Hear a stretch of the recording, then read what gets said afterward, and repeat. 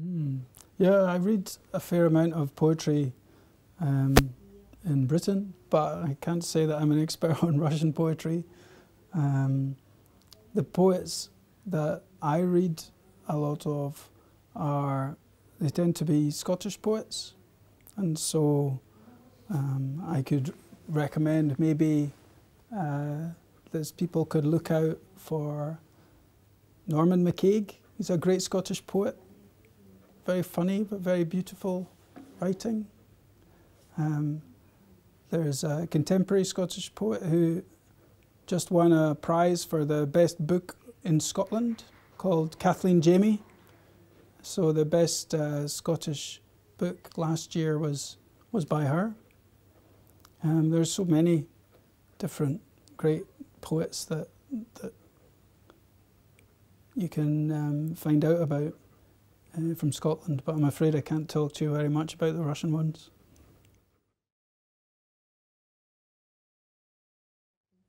Yeah, it's very variable, I find, with different translations. For this book, I was in touch with the Dutch translator and the Italian translator.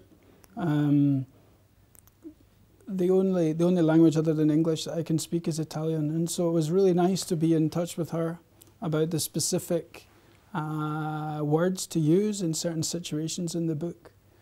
But to be honest, it's not very common for the translator to try and get in touch with me. But yeah, I'm very happy to. I like it when I hear from the translators.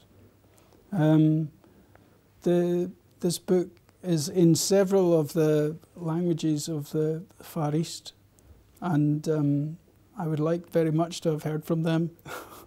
Now I have no idea with the Korean or Thai or Chinese whether it's a good translation or not.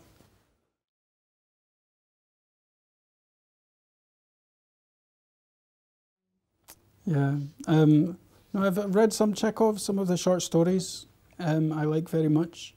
Not so much of the drama and his very famous plays.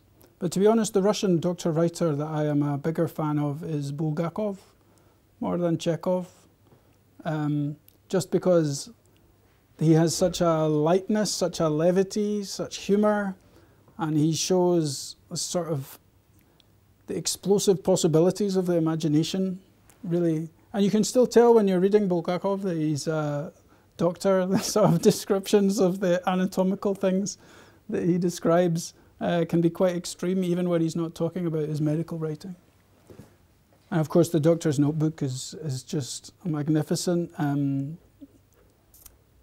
It's a magnificent description of that terror of a newly qualified doctor suddenly being faced with these big responsibilities.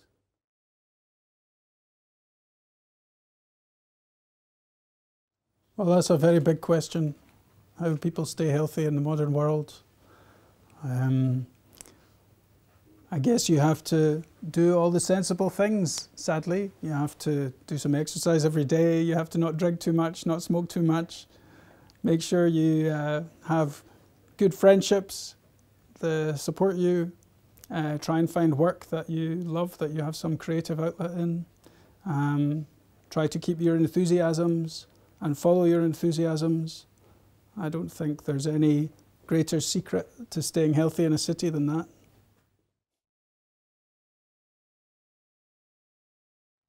Well, that's one of the wonderful things about Russia, is it not? That there's such diversity. Yeah. Well, tomorrow we're going to Siberia, and I'm looking forward to seeing some of the great taiga. The Arctic, of course. Before this trip, the nearest I ever got to Russia was the border with Norway, near Murmansk, on Kirkenes. And so also that high Arctic landscape is very beautiful.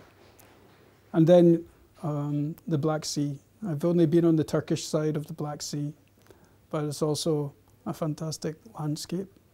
So yeah, that's a great thing. I live in Scotland, where it's the same climate everywhere, usually about 10 degrees and raining. So it's a great richness that you have all these many climates to explore just in one country.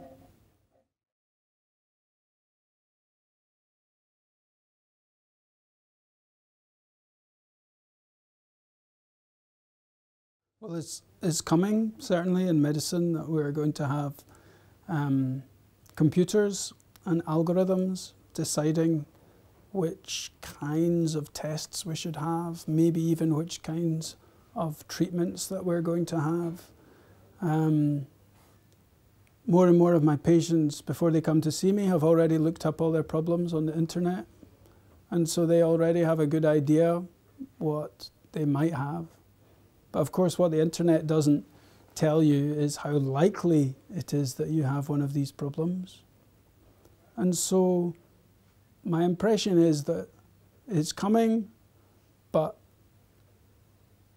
the medical experience and medical skills are still going to be as much needed as they ever were. Because when you're ill, sooner or later you want to find a human being you can trust. And you might not want to put your trust in an algorithm every time. So I've got mixed feelings about it. On one hand, I think it's a good thing because it's helping us get more efficient and helping us decide which kind of tests are most appropriate. On the other hand, I think, well, sooner or later, I'm going to want to speak to a human being about my problems. A human being who has also seen many other people pass through the same kinds of problems that I am going through.